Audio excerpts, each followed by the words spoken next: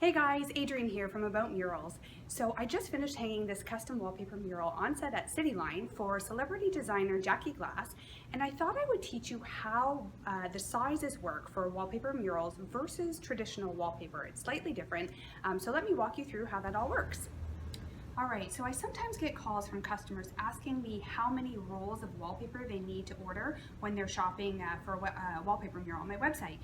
It is slightly different than traditional wallpaper, which this is traditional wallpaper. So you can see that there's a pattern repeated on this wallpaper over and over again. So you can see here and right here. And that's called a repeat pattern. So basically you measure the size of your wall, and as much wallpaper as you need, you can continuously have that pattern on your wall over and over again. So if you have a really wide wall, you just have to calculate how many rolls of wallpaper you need.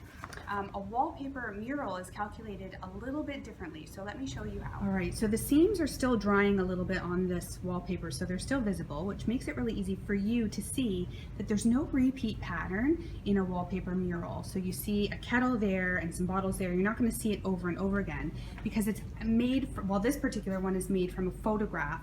Some of them are made from paintings and some of them are illustrations. Since there's no repeat pattern on a wallpaper mural, there's no crazy calculations that you have to do. All you have to do is select the size that most closely matches your wall size. So for instance, the wall on set at Cityline is 10 feet wide, but the murals are printed to 10.5 feet wide. So I just trimmed off the excess 6 inches, which is something that you would do at home as well. If the mural is more narrow than your wide wall, you're going to just center it on the wall. But if you do have very specific dimensions that you need to put on your wall, I can print almost all of my wallpaper murals as a custom order.